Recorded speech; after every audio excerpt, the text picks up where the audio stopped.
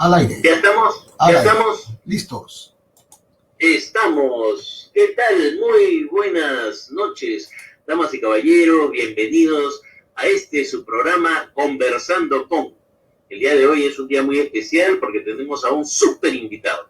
Pero antes, como saben, ustedes, hago un recuento más o menos de todo lo que ha pasado, hemos vivido, hemos sufrido en esta semana. Y creo que el principal tema que nos va a tocar, o que nos ha tocado a todos, es o sea, tocado desde el punto de vista de nuestra sensibilidad, es ese programa cómico que vimos el día domingo en un canal de televisión 5 estrellas, ¿no? Con unos panelistas de lujo, realmente, con unas preguntas increíbles, ¿no? En donde hemos descubierto lo que piensan, ¿no? 5 candidatos. Que se tomaron 5 candidatos, no creo que haya sido al azar, ha sido más que nada por la intención de voto, pero nos hemos dado cuenta de una grave falencia, pues, en el sistema tal vez educativo, ¿no? Desde muy pequeños, todos estos candidatos parece que no recibieron clases de oratoria, no recibieron, incluso un deportista prácticamente jaló, curso de educación física, ¿no? Bueno, cosas por el estilo, ¿no? Y sobre todo, un personaje le pidió 1000 disculpas a su esposa por no haberla llevado a ese gran evento, a ese magno evento, ¿no? Y después, claro, le hicieron roche porque le dijeron usted podía traer a las personas que quisiera. Eso quiere decir que ese personaje no la quiso llevar. ¿Y por qué no la quiso llevar? ¿A quién llevó, señor? No voy a decir su nombre para no hacerle propaganda. No es necesario hacerle propaganda a ese señor. Entonces, lamentablemente pues hemos vivido sería un borrador, un bosquejo, algo así de debate. Ahora vamos a esperar al debate que se va a realizar el 29, 30 y 31. Si no me equivoco es el de la Universidad Mayor de San Marcos. Esperemos que ahí sean un poco más serios, ¿no? Que las preguntas sean un poco más relevantes y que en realidad nos puedan contar qué quieren hacer los candidatos con nuestro país, porque les estamos dando prácticamente un cheque en blanco a cualquiera de los candidatos que salga elegido para que haga o deshaga de nuestro país. Además, vamos a tener un congreso que es muy seguro, va a aprovechar en cualquier momento proclamar la vacancia de quien salga. Así que se nos vienen tiempos muy difíciles, pero muy difíciles. Pero ya los estamos viviendo, eso también tiempos difíciles, porque la economía está por los sueldos, no tenemos trabajo, y sobre todo, el mayor problema de todos, la delincuencia, señores, ya no se puede salir ni siquiera a tomar aire ahí a la puerta de tu casa, porque vienen en una moto, ahora son más fichos, vienen en un BMW o en un Audi, ¿no? Se estacionan y te revuelcan, te sacan todo lo que puedas tener encima, y lo peor de todo, que si no tienes nada te meten un balazo, te regalan una bala. Entonces, como siempre en nuestra vida, sigue valiendo el valor de una bala, ¿no?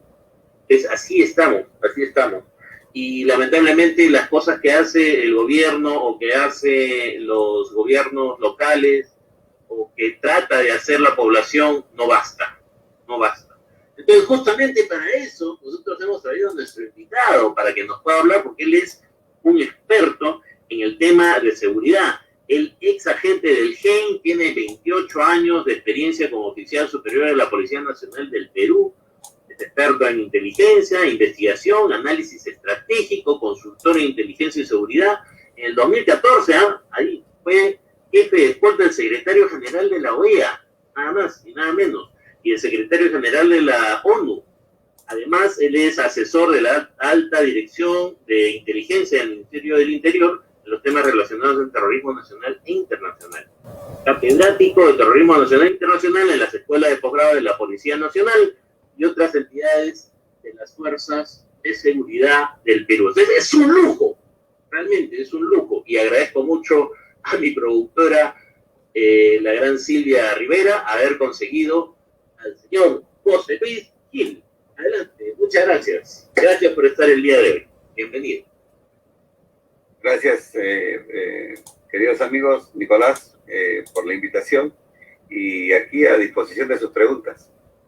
No, gracias. Antes que nada, muchísimas gracias. Espero no haberme quedado corto en toda la alusión, porque realmente tienes un currículum envidiable, querido José Luis. Y sobre todo, ¿no? Que has estado tú donde las papas queman, así como que dice. Fueron tiempos difíciles, supongo, los que te tocaron vivir como miembro de inteligencia en nuestro país. Los tiempos difíciles no han terminado. Los tiempos difíciles nos han acompañado no solamente en la época que estuvimos como miembros de un grupo especial de inteligencia, sino a través de la historia por las mezquindades políticas que nos llevaron a estar ocultos durante mucho tiempo, sin ser premiados como la ciudadanía lo había pedido. Y la verdad que el día de hoy, de luto, con el corazón profundamente destrozado por la muerte de uno de nuestros principales agentes de inteligencia, Gustavo Trujillo Tiburcio, conocido como Gitán, que fue uno de nuestros mejores agentes de inteligencia que ha tenido el país en toda su historia, por lo menos de la inteligencia policial, de la buena inteligencia. Y el día de ayer ha fallecido lamentablemente del COVID, y esto nos ha afectado muchísimo. El presidente de la asociación histórico, el general Carlos Morán, ya se ha pronunciado. El día de hoy le hemos hecho una despedida en la puerta de la Discote y en la puerta de la DIMIN, que estaba todavía en actividad, ¿no? Y esta tragedia que nos ha alcanzado también le ha tocado al GEIN. Así que esos momentos difíciles del año, de la década del 90, y continúan hasta hoy dándonos un poco de dolor. Bueno, desde acá también hacemos llegar nuestras condolencias a los familiares de Gitano. Y bueno, es lamentable que hasta ahora no podamos, o sea, ya no solamente no podemos con la delincuencia, no podemos ni siquiera con la pandemia, porque se anuncian olas tras olas, ¿no? Ya viene la segunda ola, ya viene la tercera, viene la cuarta, la quinta, y pareciera que estamos ahí esperando, mirando el mar a ver que venga la siguiente ola, porque es mentira, o sea, parece mentira, mejor dicho, que el gobierno no se ponga las pilas para reforzar la primera línea en todos los hospitales nacionales, en poner más camas UCI, en conseguir máquinas de oxígeno. O sea, ¿tú qué opinas también? Porque yo sé que además de todo, tú también eres un experto en la realidad, un analista político. Así que, ¿qué opinas de cómo se está llevando a cabo todo este supuesto plan de evitar o de tratar de que la pandemia no nos dañe tanto? Bueno, lamentablemente estamos asistiendo a una etapa en la que la conducta política gubernamental es absolutamente ineficiente, ¿no? No es capaz de poder mirar la primera línea de combate como debe mirarse, a los médicos, a los policías, ¿no es cierto? Aquellos que tienen este contacto directo con la población, con los afectados, esta ausencia de sensibilidad frente a la primera línea y esta exacerbación y admiración por imponer políticas desde su visión progresista es absolutamente lamentable para el país, ¿no? Y además cuestan personas fallecidas. Y ya estoy hablando de la primera línea, solamente la primera línea y no del público en general, ¿no es cierto? Y fíjate, Nico, Al día de hoy, más de 560 policías han fallecido y siguen falleciendo. El amigo gitano es un antiguo policía, un oficial brigadier, que continúa en actividad. Mira cuántos años han pasado, ¿no? Y no han sido capaces de proteger a nadie, ni a sus héroes verdaderos, ¿no es cierto?, ni a estos hombres y mujeres de la Policía Nacional que protegen la vida de los ciudadanos. Entonces, menos van a poder proteger a los médicos y mucho menos a los ciudadanos. Entonces, esta alta incapacidad que ha demostrado este gobierno, que ha preferido absolver sus fantasías ideológicas, pues lamentablemente nos está costando vidas. Y va a seguir costando, porque todavía le quedan 4 meses más de inoperancia hasta que el nuevo gobernante, que esperemos no sea peor, porque siempre uno dice, ¿no?, de Guatemala a Guatepeor, pero esperemos que ahora sí subamos un peldaño, porque muchas veces el peruano dice, no, ya tocamos fondo, siempre se abre un poquito más y nos seguimos hundiendo. Esperemos que ahora no suceda esto. Siempre hay un poco más, siempre hay espacio un poco más abajo. Sí, pues, ese es lo malo. Yendo al tema que nos compete el día de hoy en cuanto a la seguridad, ¿cómo ves tú las estrategias? ¿Tenemos realmente estrategias actualmente que tengan, digamos, los gobiernos locales, el gobierno central, para combatir la delincuencia? A ver, definitivamente no la tiene el gobierno. Y no la tienen tampoco los candidatos que quieren postular al Congreso. Aquí partimos la respuesta en 2 respuestas para la misma pregunta, ¿no? La primera, respecto del gobierno, ¿no? Está claramente evidenciado que esta cantidad de policías muertos demuestra que dentro de la policía, el comandante general espurio, que ha sido nombrado por el señor Sagasti, después del zarpazo que se le dio a la Policía Nacional, sacando a 18 generales, no ha sido capaz de esbozar una estrategia puramente policial, sino que tenemos a un comandante general esperando que le dicten las, entre comillas, políticas. El ministro dice que no sabe nada de policía, el presidente de la República que no tiene absolutamente la menor idea de lo que es seguridad en el país, y así toda la cadena de política que lo rodea a este comandante general, ¿no? Y que no tienen la menor idea de lo que van a hacer, por un lado. Por otro lado, los candidatos, han cogido con la mejor intención, supongo, ¿no?, a una serie de personajes que tienen una valía, que tienen un conocimiento sobre seguridad: Fernando Rospigliosi con Keiko Fujimori, el general Miyashiro con Hernando de Soto, aunque no postula como candidato, el general Gentile, que está con George Forsyth ahora, general Clubes Zapata también, el general Pozo, que está con Daniel Urresti, generales de la Fuerza Armada que están con el señor López Aliaga. Es decir, hay una serie de actores que conocen el tema de seguridad, ¿no?, pero conocen por partes, ¿no es cierto? No tienen una visión de conjunto, y eso es lo que se requiere. Y entonces, esta ausencia de una visión de la seguridad va a ser un problema. O sea, es un problema hoy y va a ser un problema en el futuro. Yo espero que eso se resuelva en el camino, ¿verdad? ¿Por qué?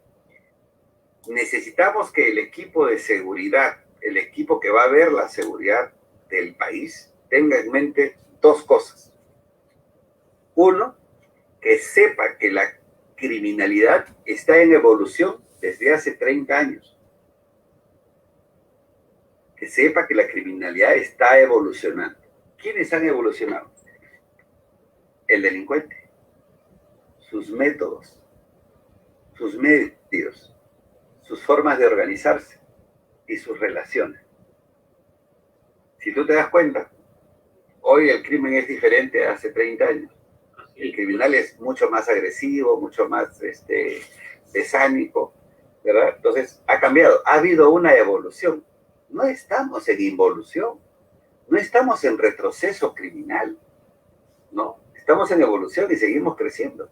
Fíjate tú, cómo han avanzado en los últimos, solamente en el mes pasado, hay 45 homicidios por sicariato en Trujillo y más de 200 en el país. El nivel del sicariato está desarrollando de una forma que se está volviendo casi costumbre. Ya nosotros prácticamente, como en la etapa del terrorismo, que nos enteramos que alguien había sido asesinado, ya era costumbre.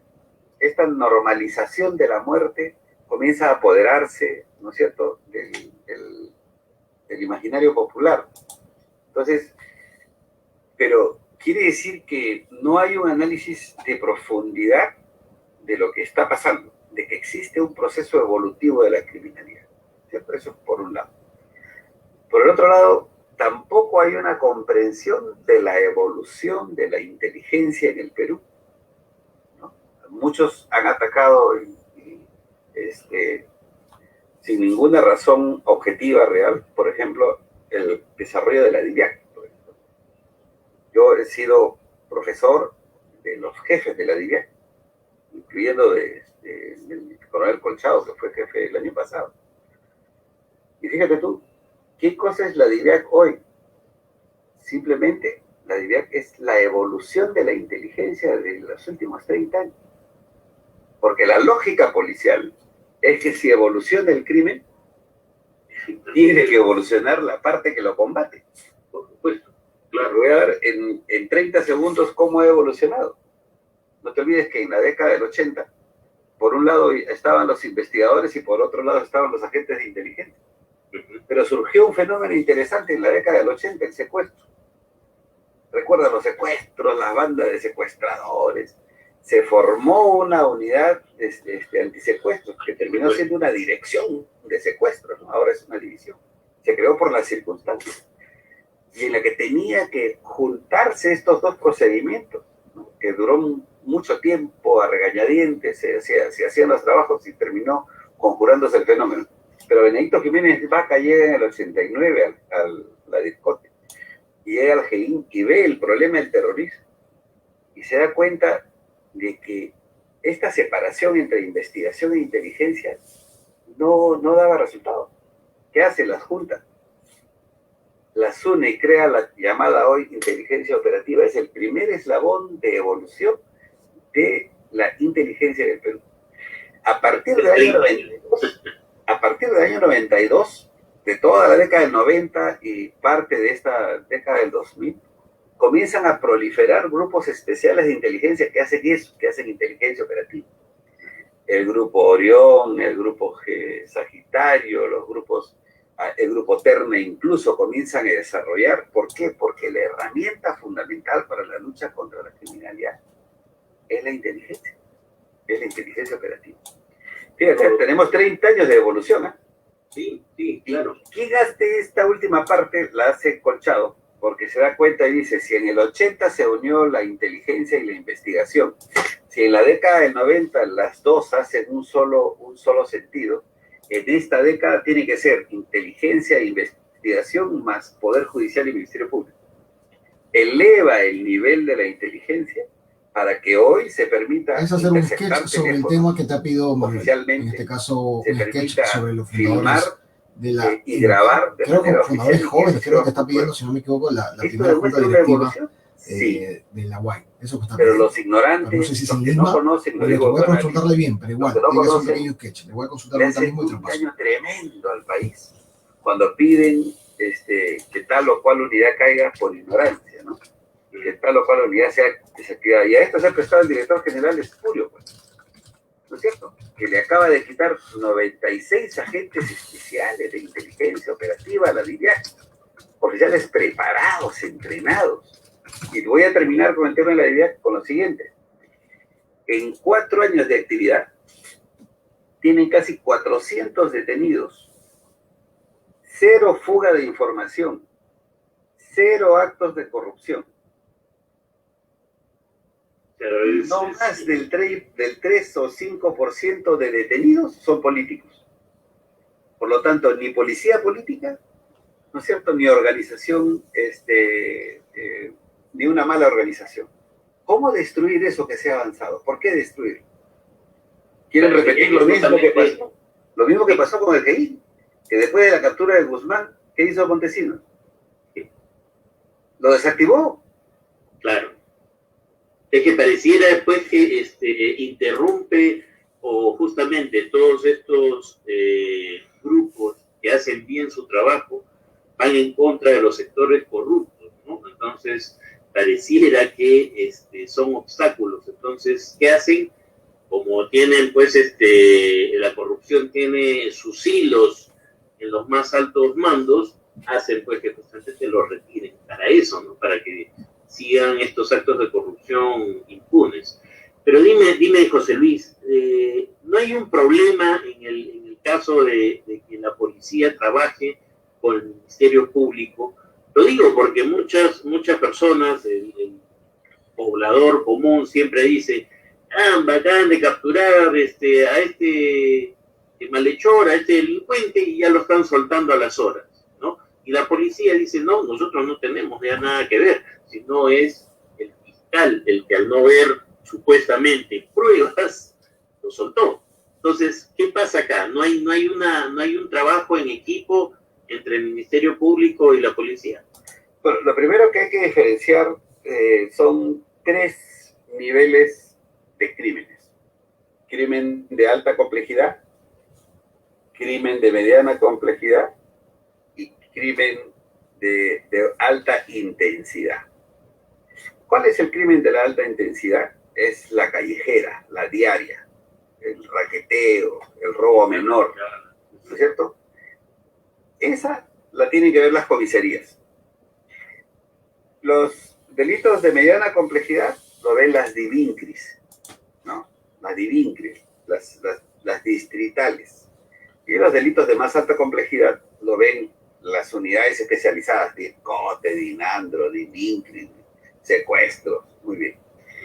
Y bueno, ha habido esta época en la que se ha invertido mucho dinero en inteligencia para los delitos de alta complejidad y parte de mediana complejidad. ¿Qué es lo que vengo planteando yo hace más de año y medio? Que cualquier gobierno que entre debe inyectarle un shock de inversiones en inteligencia para los delitos de alta intensidad, para los de abajo, ¿no es cierto?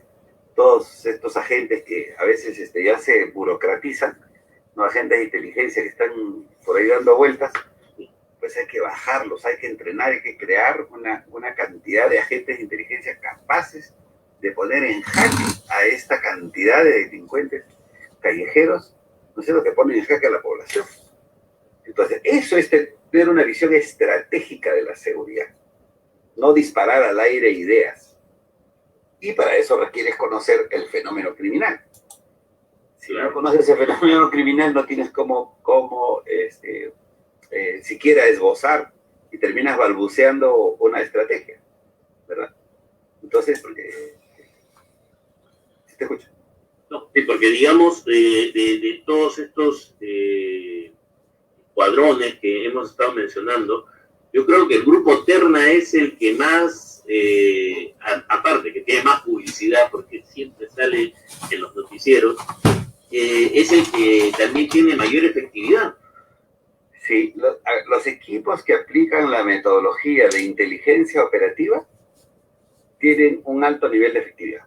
Terna, DIVIAC, DIRCOTE, DINANDRO, todas estas unidades han aprendido de la inteligencia que se hizo en el 80 y cómo se construyó en el 92. Es más, muchos de estos agentes fueron a las demás unidades y ahí han desarrollado la teoría, ¿no es cierto? Entonces, es la clave es la inteligencia operativa.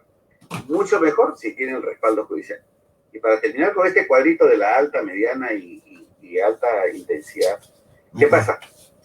Que tanto los fiscales para alta y mediana complejidad, pues están en unidades especializadas, pero los de abajo son los fiscales de comisaría que están divididos por distritos, no están especializados, hay mucha carga de trabajo, entonces terminan al final, lo que tú dices, ¿no? Soltándolos porque no llegan, por ejemplo, y esta interpretación equívoca del Código de Procedimientos Penales y de la Constitución, ¿no? Ahí hay que aclarar un tema, ¿no? La Constitución manda que la investigación del delito sea policial, pero por otro lado le dice que el director de la investigación es el fiscal. Pero cuando le dice el director de la investigación, está hablando de la dirección jurídica de la investigación. O sea, oriéntalos jurídicamente, ¿no? Diles que si es delito o no es delito, pero hoy el fiscal interpreta a su manera, ¿no es cierto?, la Constitución, y dice, yo soy el director de la investigación. Entonces yo voy, rompo la puerta, le toco la puerta, no lo capture, yo lo voy a detener. Claro. Y venga usted conmigo, casi un empleado, un amanuense del fiscal. Eso tiene que terminar, y tiene que terminar con una ley. Hasta ahorita, uno que otro candidato se ha animado a esposar una ley como parte de su programa de seguridad ciudadana.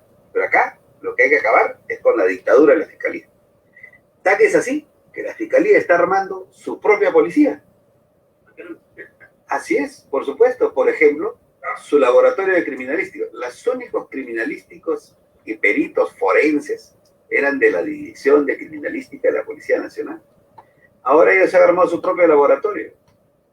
Mira lo que te voy a decir, ¿eh? Su propio laboratorio, están comprando aparatos, están comenzando a crecer. Ya, muchos de los que trabajan ahí son los policías de retiro que trabajaron en el laboratorio de criminalística.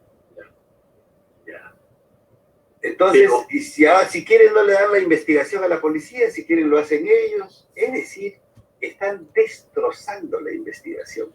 Han asesinado el atestado policial, que por excelencia es la investigación donde está toda el sumum del delito, de lo que ha investigado, que el investigador policial que tiene años de historia y de trayectoria.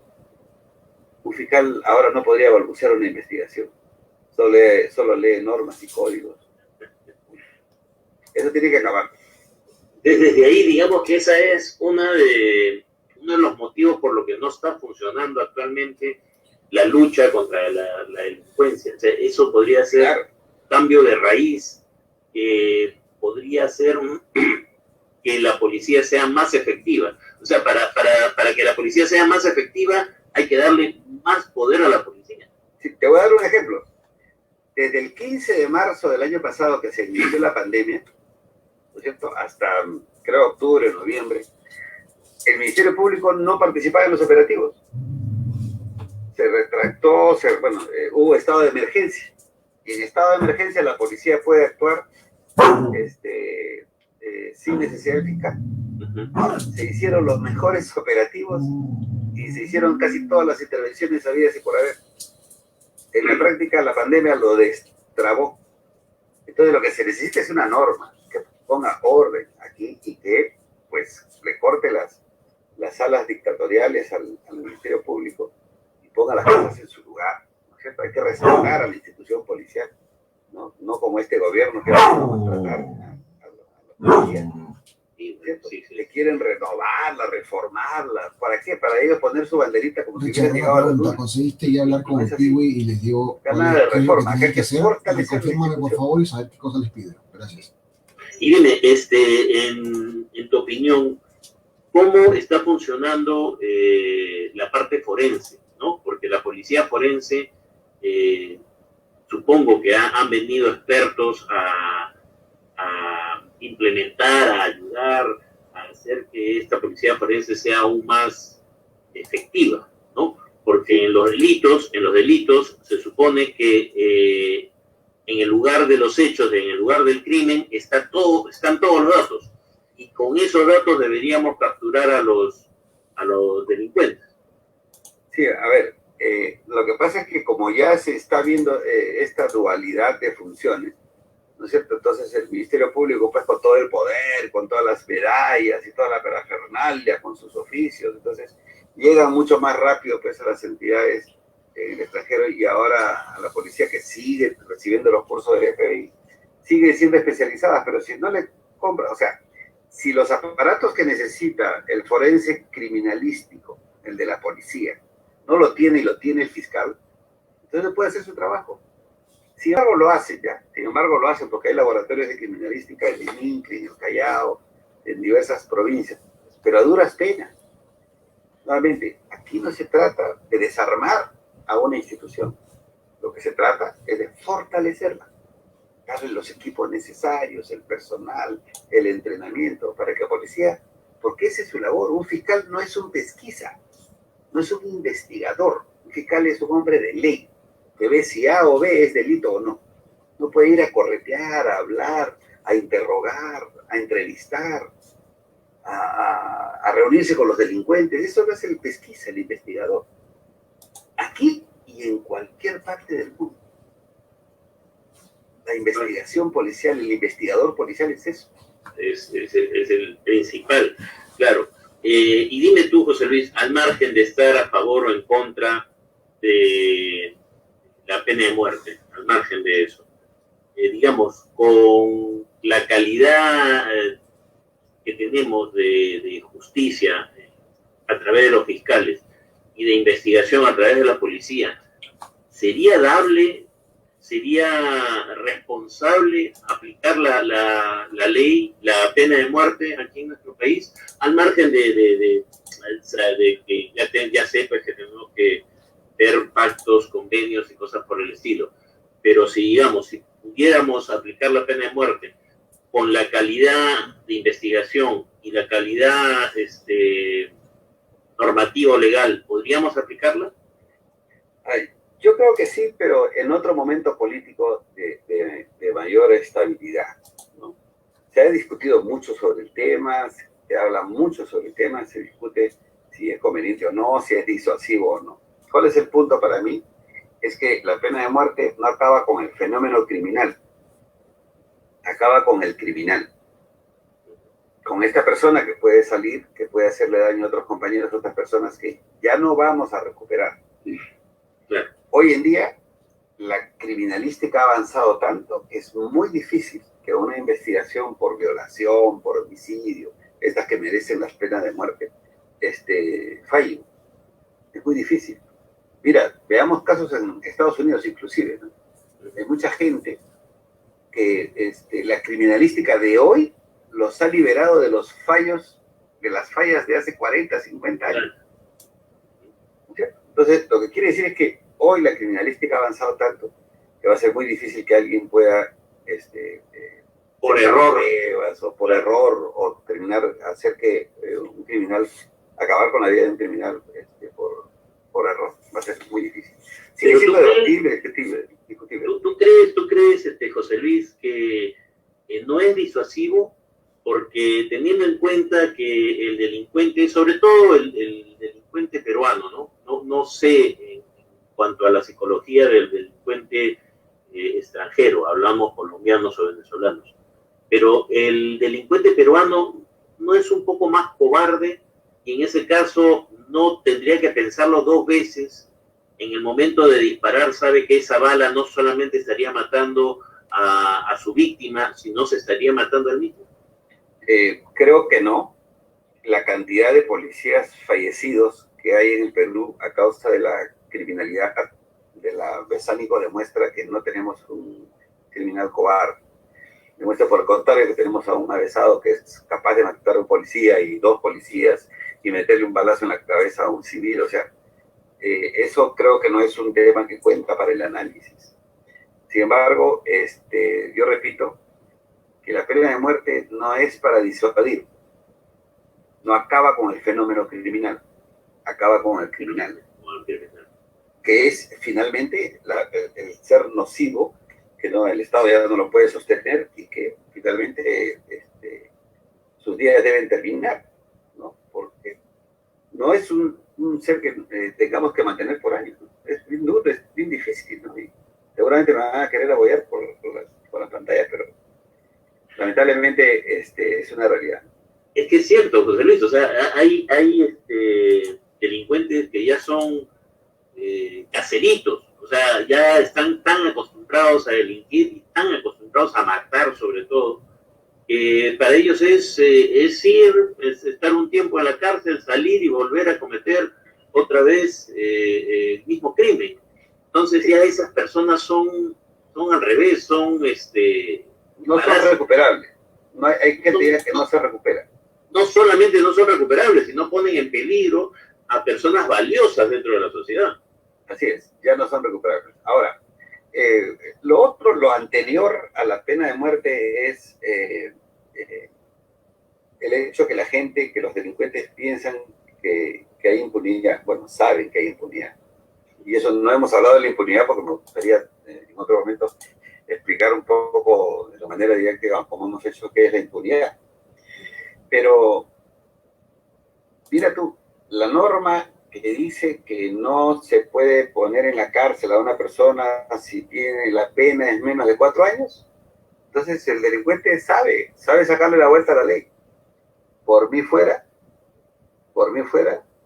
creara el triple de cárceles e instalara módulos carcelarios a nivel nacional. Cuando la gente pierde su libertad, es cuando recién comienza a saber que esto no va a continuar así, ¿no es cierto? Entonces, necesitamos demostrarles que tenemos un Estado fuerte, potente, porque si vienen con el discursito este de que las políticas públicas, de que hay que formar, sí, pues eso será hasta dentro de 20 años, pero hoy día en la noche asesinan a fulano de tal, y hoy día en la noche ese sujeto tiene que irse o preso, ¿no es cierto?, o confinado por un tiempo, para que sepa que esas cosas tienen toda consecuencia, pero todo acto tiene una consecuencia, ¿no es cierto? Entonces, la política pública está bien, la educación, eso que se haga, que se vaya haciendo, pero mientras tanto necesitamos cárceles. Tantas cárceles como colegios hayan, ¿no es cierto? Porque tienen que saber. Por ejemplo, discúlpame, José Luis, que te interrumpa ahí, pero ¿tú crees que en todo caso ese tipo de cárceles deberían ser así como el CEPA o como fue el Frontón? ¿Ese tipo de cárceles? Bueno, pueden haber todas. Yo traería haría 2 o 3 tipo americano, ¿no es cierto? Donde no conversas ni con las moscas, ¿no es cierto? Que no tienes, ni siquiera puedes oler un chip de lejos, que sería un primer nivel de cárcel. Otras de mediano nivel, y otras que pueden estar incluso en los distritos, ¿no es cierto?, administrados privadamente. No sé, hay todo un tema ahí con el tema, no soy experto en el tema penitenciario, pero digo, o sea, la gente tiene que estar encerrada. Ni uno que entra a un calabozo por un robo menor debe salir. Ni uno. Y dime, ¿tú crees que funcionó o funciona, digamos, el régimen en donde la policía es empleada de los municipios, como es en Estados Unidos?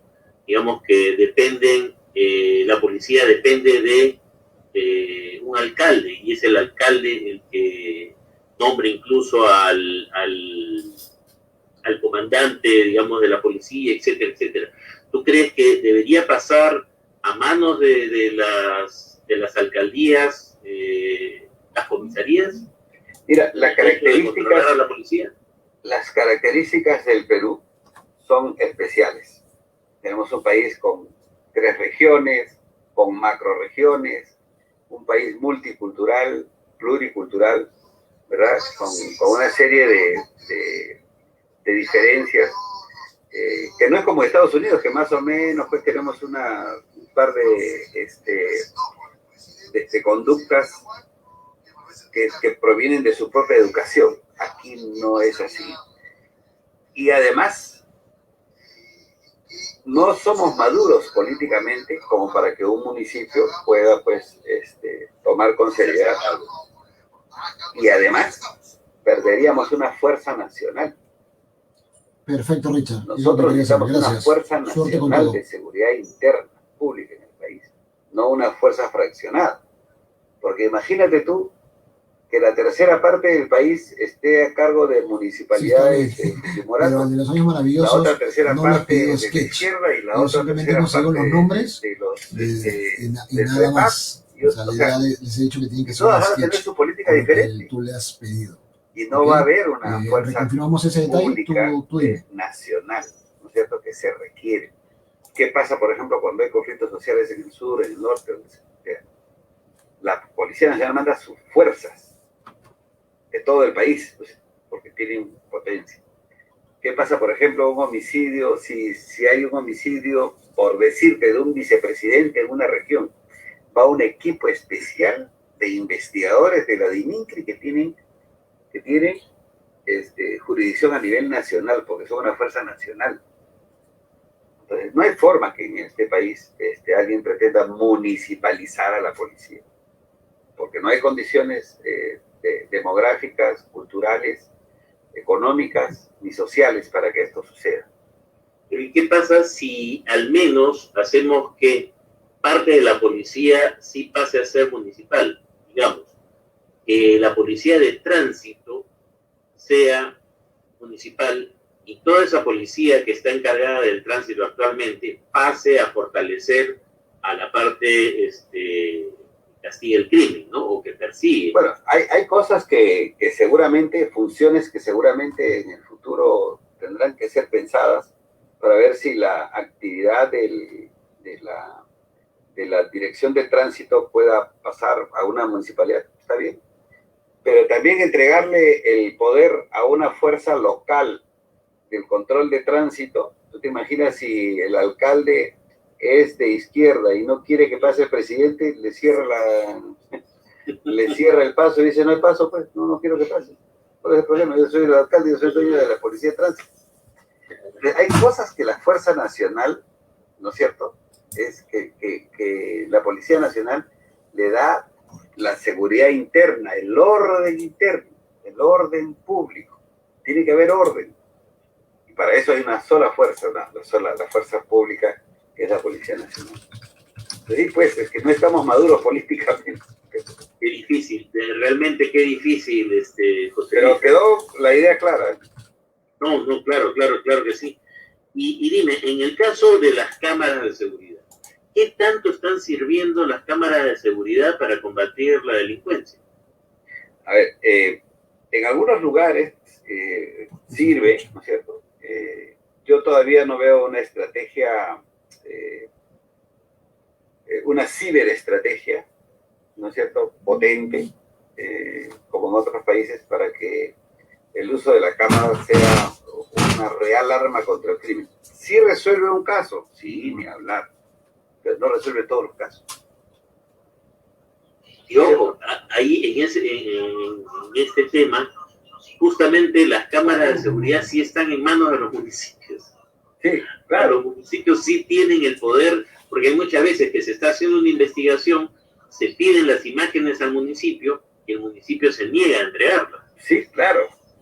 Claro, porque no tenemos el control de esas cámaras. Los municipios también han ido creciendo, ¿no es cierto?, con la falsa idea, y esto lo digo con absoluta seguridad, de que son los municipios los que deben encargarse de la seguridad. Los municipios tienen que ver otra cosa, ¿no? Los municipios no tienen que ver la seguridad, tienen que apoyar la seguridad, sí, que inviertan en la seguridad, sí, de la policía, darle mayores recursos, facilidades, etcétera. Pero de ahí a que ellos crean su propia fuerza, mira cuántos delitos se han cometido en ese sentido, ¿no? Hay gente de Serenazgo que ahora dirige el tránsito, ilegalmente, ¿no? Sí, porque claro. quiere hacer detenciones, ¿no? Entonces se quiere parchar con mocos y babas a la seguridad por falta de estrategia. O sea, cuando no tenemos una estrategia que involucre tecnología, que involucre estrategia, que involucre una visión de lo que significa el fenómeno criminal, de que todas las entidades estén en la obligación de acopiar en una sola plataforma la información para que después sea devuelta. O sea, ese concepto de que eso lo tiene que dirigir la policía. Entonces, mientras no tengan esa idea clara, pues cada uno va a hacer su parte. ¿Puede funcionar en San Juan del Lurigancho? Sí, pero no va a funcionar en Miraflores. Puede funcionar en cualquier otro lugar, pero no más allá, porque no es estrategia. Y a eso hay que atender. Hasta ahora no escucho a ningún candidato que nos haya puesto pues las cosas así de claras, ¿no? O sea, vamos a dar una norma en la que todas las instituciones públicas y privadas, ¿no es cierto?, incluyendo las de seguridad ciudadana o las organizaciones sociales, ¿no es cierto?, están en la obligación, ¿no es cierto?, de conectar, ¿no es cierto?, sus redes a una plataforma única. Listo. Y traes toda la tecnología del mundo, los más grandes expertos del mundo de informática para que veas cómo funcionamos. No va a quedar nadie afuera. Claro que falta, como dices, es que se pueda compaginar todas esas ideas sueltas, ¿no? Hay un referente que es, si no me equivoco, Singapur, que pudo luchar, pudo controlar el tema de delincuencia que también ya se les había escapado de las manos. ¿Ellos utilizaron este tipo de estrategias, de estas que me estás mencionando? Bueno, creo que ahí las estrategias han sido un poco más cruentas y en esto sí tenemos que ser muy claros, ¿no? Yo he dicho en algún artículo semanas atrás que no se puede combatir la corrupción corrompiendo las organizaciones. Entonces, no podemos luchar contra el crimen siendo criminales. Tenemos inteligencia, tenemos recursos, tenemos hombres de buena fe, tenemos profesionales, tenemos experiencia. En los últimos 30 años, la principal actividad que ha resuelto los problemas más graves del país en materia de seguridad ha sido la inteligencia. No la de los vecinos, sino la inteligencia policial operativa.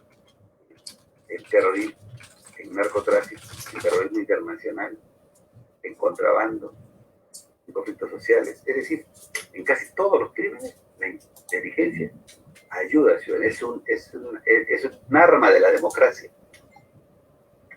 No un arma del gobierno. No lo debe ser. Debe ser un arma de la democracia, la inteligencia. Y todos deberíamos contribuir, colaborar, para que hagamos una buena inteligencia. Tengamos gente de primera haciendo inteligencia, combatiendo estas amenazas que están minando al país. Y que, ojo, a los próximos años se nos viene con mucha fuerza.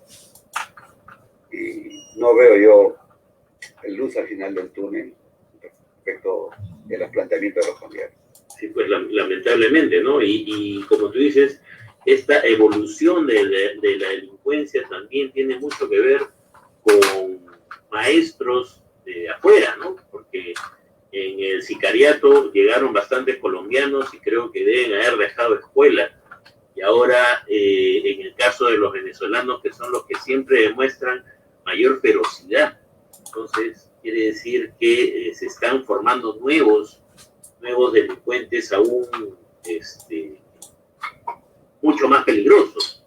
Y ante eso no estamos haciendo ninguna reforma, ni estamos haciendo ningún tipo de caso, digamos, ¿no? O sea, porque ahorita el mal todavía no está, digamos, el monstruo no está creado en un 100%. Podríamos atacarlo desde ahora y podríamos detenerlo, pero si no lo hacemos... Mira, lo primero que nosotros tenemos que saber con toda claridad, desde el colegio, desde el nido, pasando por la primaria, la media, la universidad, la academia, todos deberíamos tener claro qué cosa es la criminalidad, cuáles son las amenazas al país y cómo se viven. ¿Sabes cuántas hay? 10. 10 amenazas al país que evolucionan solitas. Y te las voy a enumerar. Ahora, el COVID, principal amenaza. La corrupción, el tráfico ilícito de drogas, el crimen organizado, la delincuencia común, la conflictividad social, los extranjeros que afectan la seguridad y la defensa y el desarrollo nacional, el terrorismo, los atentados contra el medio ambiente y el desarrollo sostenible, los atentados contra la seguridad digital, el atentado contra los que atentan contra el Estado democrático. Todas estas formas criminales, todas están amenazando la democracia. Y hasta ahorita yo no veo un solo candidato que me hable de las 10. ¿Saben de qué me habla? Porque está de moda, de la corrupción. Pero ojo, ¿de qué corrupción me habla? De la gran corrupción. Tú le preguntas al público que lo acaban de saltar, ¿qué le parece la política anticorrupción del gobierno peruano? No me interesa porque me acaban de saltar. ¿No? Entonces, No les interesa a los pobladores. Tenemos que ver qué le interesa a la población. ¿Cuál es el sentido de una estrategia de seguridad para la población? Bueno, creo que al poblador lo que más le interesa es poder salir a cualquier hora de su casa, bueno, dentro de los horarios permitidos, y que no le vengan a ranchar su celular o que no lo cuadren en la esquina o que simplemente no aparezca un tipo y le mete un balazo. El día que los políticos piensen seriamente que el patrimonio del ciudadano, el patrimonio, lo más valioso del ciudadano, es su celular, su pasaje, su lonchera, sus libros, su mochila, su laptop, sus zapatillas y su reloj. El día que ellos piensen en eso seriamente, recién se van a poner a planificar el bienestar del ciudadano. Pero hablamos muy retóricamente. Generalmente los políticos dicen, sí, nosotros combatiremos. ¿Cómo? Ya vamos a contratar a un extranjero como Brato. Vamos a traer un colombiano. El Chiri que vino hace muchos años atrás. Y yo les digo, pero si yo se lo puedo hacer gratis. No, o si no, o lo que dicen, no, vamos a comprar más motos, vamos a comprar más patrulleros, Sí, claro, sí. Vamos a hacer que los policías estudien menos y salgan más rápido a las calles. Imagínate, ¿no? Con una visión absolutamente errada de lo que es la seguridad. Claro, el combatir la delincuencia, o sea, no tienen ni la más mínima idea de cómo combatirla. Si no conocen los fenómenos, imagínate, no conocen las amenazas. Pregúntale a cualquier político, ¿cuántas amenazas tiene el país a la seguridad? ¿Van a balbucear?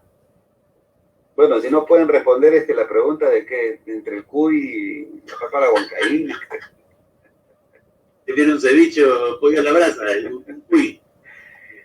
Pero imagínate las preguntas, ¿no? O sea, la verdad que tú decías más temprano las payasadas estas.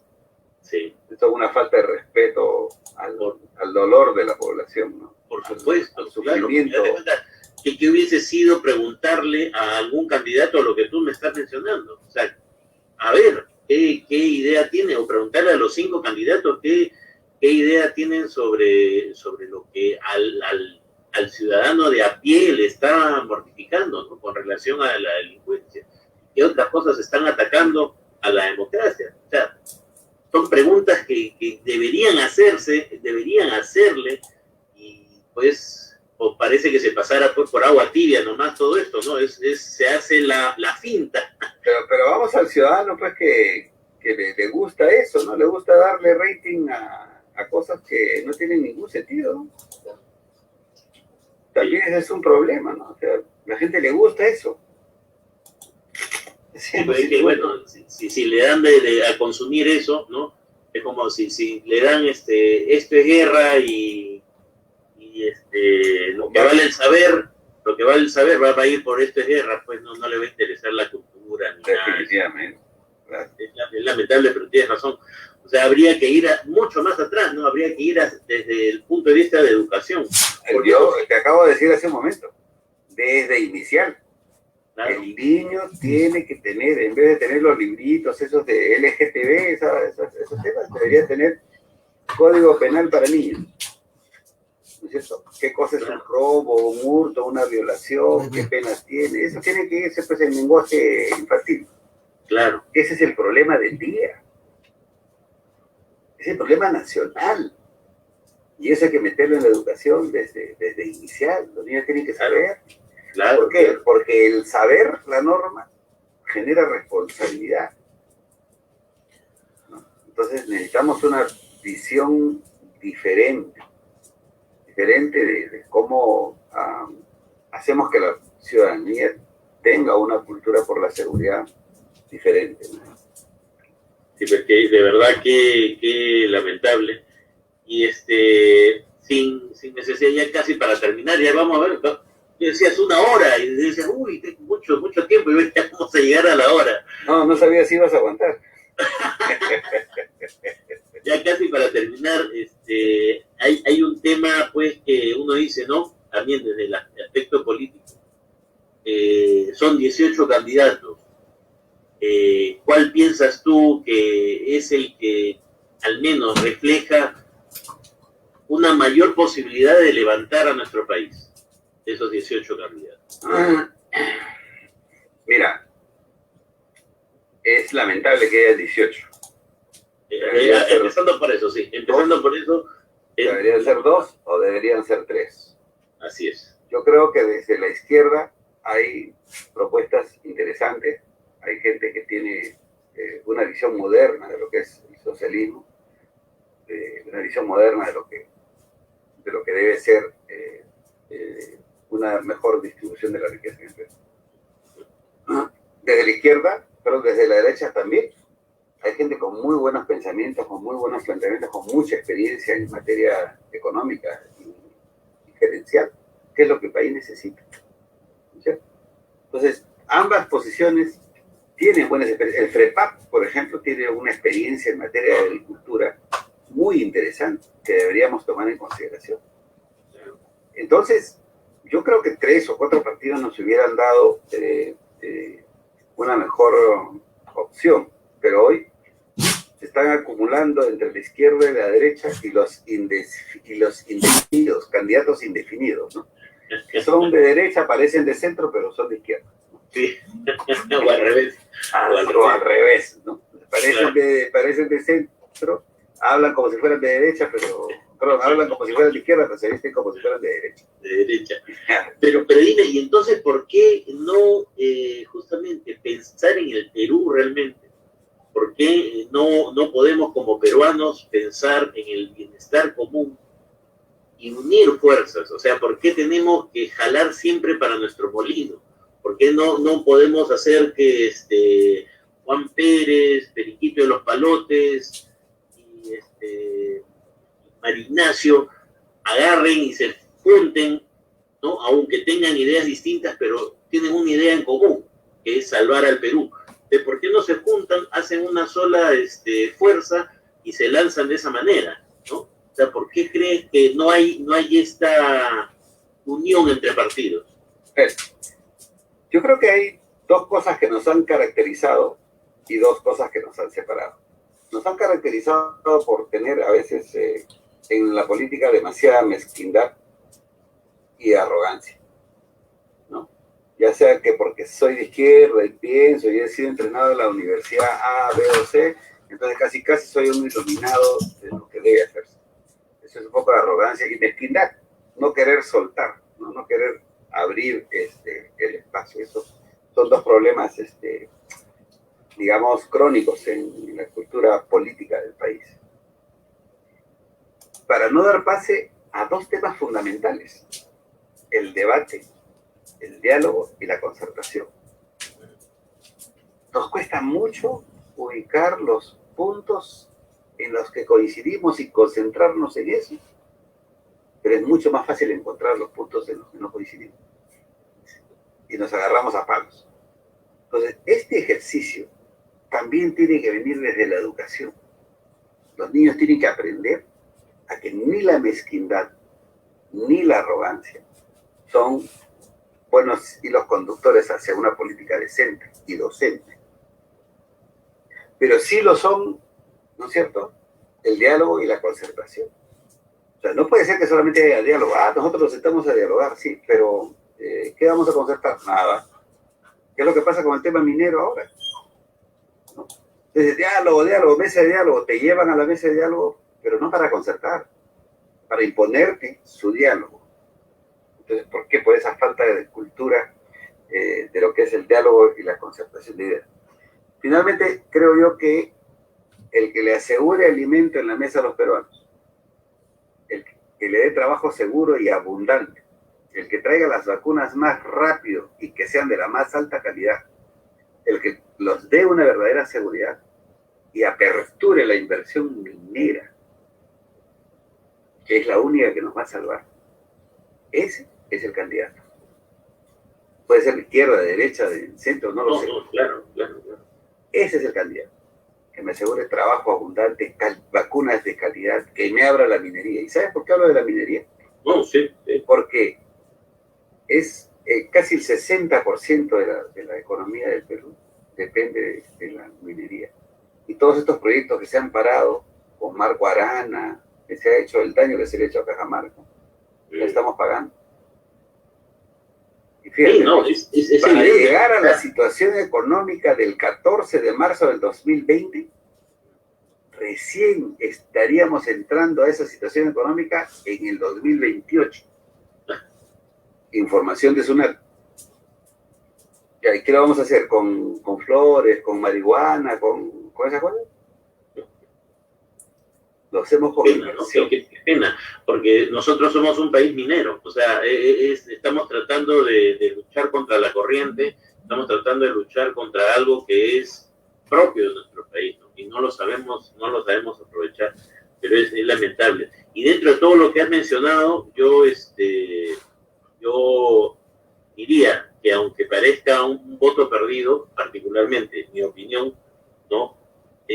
Yo, por ejemplo, voy a votar por el señor Alberto Bengolea, porque de todas maneras yo también lo entrevisté al señor Bengolea y he estado escuchando otras entrevistas, y él tiene muy, muy clara el tema de la minería, tiene también muy clara el tema de la educación en nuestro país.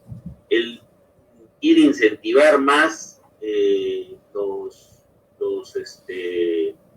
los institutos tecnológicos más que las universidades, porque muchos chicos no se quieren quedar 5 o 6 años estudiando, quieren estudiar 2 o 3 años para salir a producir. Entonces, particularmente, ¿no? Ese es mi voto, por supuesto, por el señor Alberto Bengolea. No me paga nada, no, ni siquiera creo que se va a enterar de lo que estoy diciendo ahora, pero igual, es algo que, aunque muchos me digan, es un voto perdido, yo considero que no es un voto perdido, sino es un voto de conciencia, ¿no? Es un voto que realmente convence, como tú has dicho, buscar al candidato que más o menos se alinee con lo que tú estás esperando o con lo que tú necesitas, y votar por él, ¿no? O sea, no votar por el candidato porque es más bonito, ¿no? Porque habla más bonito. Sí, yo creo que hay que cambiarlo por el voto útil, ¿no? Si la gente tuviera mayor formación política, entendiera esta lucha permanente entre la izquierda y la derecha y todos sus matices, iría hacia el voto útil, ¿no? A quien realmente, o sea, dejaría de lado, mi consejo, dejaría de lado hoy mis aspiraciones o mi convicción, y lo haría por el Perú. Votar por quien se acerque más, quien esté a donde el voto sea más útil en este momento. Y entonces, esperemos que pronto también te tengamos a ti dentro de una elección, ¿no? Y que ahora sí ya no te hagan perro muerto y te traten de sacar, ¿no? Ahora sí, que te dejen participar y dejen que el pueblo sea el que te elija y que te ponga ahí en una curul, para que realmente nuestro Congreso además empiece a revalorarse, ¿no? Sí. Toda la gente que tenemos más parece un mercado que el Congreso, ¿no? Sí. Mira, Nico, en realidad lo que yo quise hacer es continuar sirviendo al país. Yo tengo 30 años de oficial de la policía y he hecho mi servicio, he hecho mi contribución a la patria. Lo único que quiero es continuar. No es extraño para mí hacerlo, ¿no sé? Entonces, y se hace desde la policía, desde el servicio público, desde las redes sociales, desde esta entrevista, porque un político tiene que ser decente y docente. Eso es así, tú has dicho, pero con todas sus letras realmente. Gracias. Porque muchas veces, te juro, la gente dice, no, esta persona no está preparada. No es cuestión de estar o no preparado. Yo creo que lo principal es que si esa persona es honesta, es sincera, es humilde, va a cumplir con la labor que se le está encomendando. Va a cumplir como un buen congresista. Y yo estoy totalmente seguro que tú serías uno de los mejores, así de frente, uno de los mejores. Te quiero comprometer, José Luis, a que después que sepamos cuáles son los dos candidatos que pasen, poder venir nuevamente a conversar sobre eso, y ya ahí, ya sabiendo cuáles son las dos alternativas, ¿no? Como quien dice, entre pollo a la brasa y ceviche, Uy. terminar con un cuy, ¿no? Muy bien. Para poder conversar sobre los que pasen a la segunda vuelta. Gracias, Nico. Te agradezco mucho la entrevista de hoy y espero poder estar siempre en tu programa cuando me notifique. Muchísimas gracias, ha sido todo un honor poder entrevistarte. Te pido que todavía te quedes ahí con nosotros mientras yo despido el programa para después ya poder nosotros terminar de conversar por Zoom. Nada, de verdad, muchísimas gracias, José Luis. Ha sido un tremendo honor tener a un personaje, realmente un personaje en nuestra historia y sobre todo una persona muy honesta, muy conocedora, experta. Espero que muy pronto pueda estar en el Congreso, de repente sea o termine asesorando a alguno de los personajes que quién sabe quiénes vayan a pasar a la segunda vuelta. Pero necesitamos a personas valiosas como José Luis Gil para que nuestro país pueda salir adelante de esta situación tan terrible. Y ahora solamente me queda agradecerles a todos los que nos vieron. Ya saben que el programa se sigue repitiendo, síganlo viendo, compártanlo para que más gente se entere de todos estos temas tan importantes. La seguridad es muy importante, se está dejando un poco de lado por el tema de la pandemia, pero la seguridad está menoscabando también la economía de nuestro país. Así que esperemos que algún candidato ponga pues de su parte y nos ayude realmente a salir de este problema. Y con ustedes será entonces hasta la próxima semana con un nuevo invitado aquí en Conversando con. Nos vemos. Gracias. Chao, chao.